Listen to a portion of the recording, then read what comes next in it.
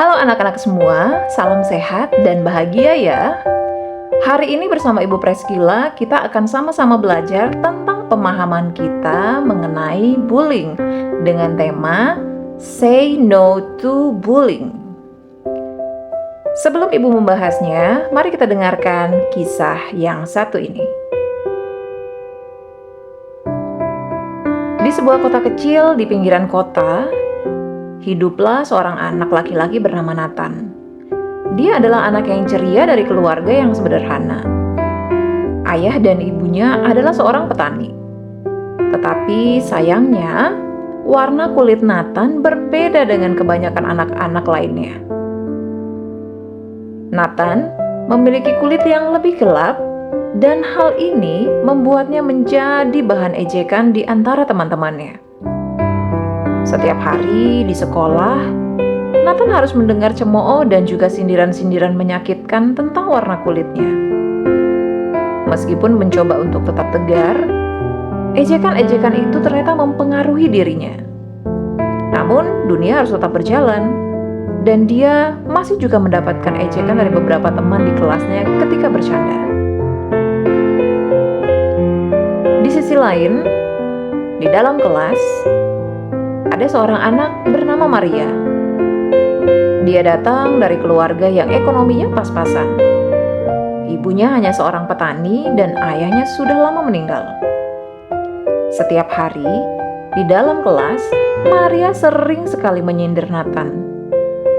Khususnya tentang warna kulit Nathan. Sehingga, suatu hari, Nathan pun balik mengejek tentang keluarga Maria yang sudah miskin tapi berlagak sombong. Nathan pun sering mengejek Maria dengan mengatakan gigi Maria tonggos.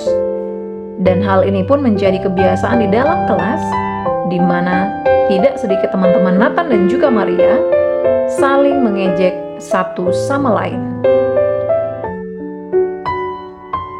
Anak-anak sekalian, yang jadi pertanyaannya sekarang adalah, apakah hal ini terjadi di dalam kelasmu? Anak-anak, bullying sering sekali terjadi di sekolah dan lingkungan kita sehari-hari yang ternyata memakan jiwa. Nah, banyak fenomena yang selama ini mungkin terjadi. Apakah sudah membuat kamu cukup tahu tentang apa itu bullying? Bullying adalah bentuk perilaku agresif yang berulang, disengaja, dan memiliki tujuan untuk menyakiti, merendahkan, atau mendominasi orang lain secara emosional, fisik, atau mental. Tindakan bullying bisa saja terjadi dalam berbagai konteks, seperti di sekolah, tempat kerja, lingkungan online atau cyberbullying, ataupun di tempat umum. Nah, ini dia nih, yang banyak sekali dipertanyakan oleh banyak orang. Apa sih yang menjadi penyebab bullying? Nah, keinginan untuk melakukan bullying memang tidak muncul dengan sendirinya. Faktor-faktor penyebabnya itu dapat berasal dari lingkungan keluarga, sosial, maupun dari diri sendiri.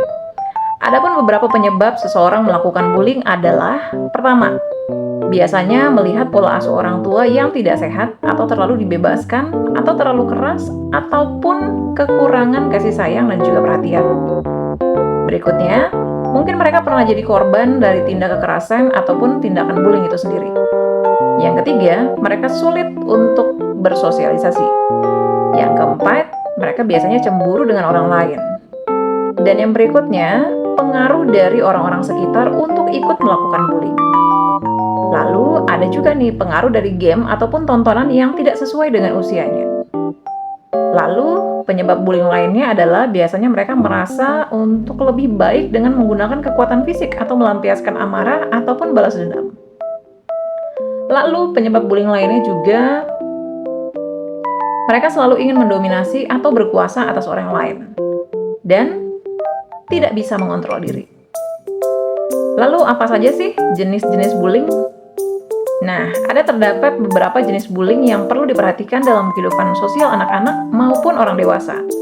Seperti bullying secara fisik, lisan, sosial, sampai internet yang biasa disebut dengan cyberbullying. Nah, ini dia nih poin yang paling penting dari pemahaman kalian mengenai bullying.